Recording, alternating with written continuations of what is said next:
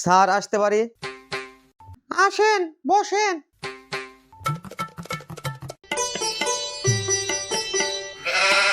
আপনার যে চুলের স্টাইল, আপনি কি কোম্পানিতে চাকরি করবেন? জানি না। স্যার এটা কি কথা বললেন আপনি?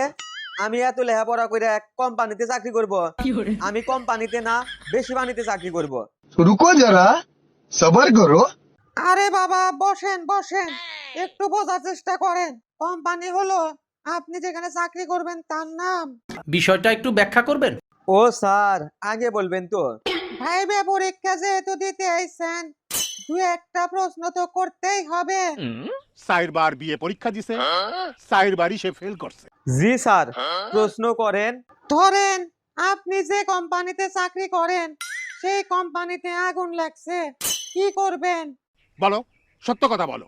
স্যার, প্রথমে বিদ্যুৎ সংযোগটা বিচ্ছিন্ন করে দেব, তারপর ফায়ার সার্ভিসে ফোন দেব। আপনি ফায়ার সার্ভিসে ফোন দেওয়ার কে? আপনি কি কোম্পানির ঊর্ধ্বতন কর্মকর্তা? ঊর্ধ্বতন কর্মকর্তাকে জানানোর প্রয়োজন মনে করলেন না? এইটা কি কোনো কথা? স্যার, কিছু মনে না করলে আমি একটা প্রশ্ন করি। বলো, সত্য কথা বলো। হ্যাঁ, বলেন। স্যার, ধরেন আপনার বউ কিংবা বোন কোথাও ঘুরতে গিয়েছে, সেখানে বকাটেরা ইভটিজিং করতেছে, তাদের ধর্ষণের চেষ্টা করতেছে, সেক্ষেত্রে আমি কি করব?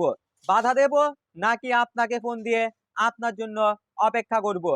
আপনি তো আপনার বউ কিংবা বোনের ঊর্ধ্বতন কর্মকর্তা। Shut up! চুপ! আপনি দেখতেছি বড় বেদব। আচ্ছা, আপনাকে শেষ আরেকটা প্রশ্ন করব, ঠিকঠাক ভাবে উত্তর দিবেন। ধরেন আপনার পাশের বাসায় আগুন লাগলো, আপনি কি করবেন? এটা একটা সুন্দর প্রশ্ন আপনার আসলে। আমার পাশের বাসায় আগুন লাগলি স্যার, আমি পেট্রোল ঢেলে দেব। মানে? স্যার, আঙ্গুর বাসায় তো টিউবওয়েল নাই, আমরা পেট্রোলই পানি হিসেবে ব্যবহার করি, আর পেট্রোল তো দেখতে পানির মতোই। বের হন আপনি, আপনার কোম্পানিতে চাকরি করার কোনো যোগ্যতাই নেই। ধের তোর চাকরি, তোর তো আগেই বলছিলাম আমি কোম্পানিতে চাকরি করবো না, বেশি বাণিতে চাকরি করবো।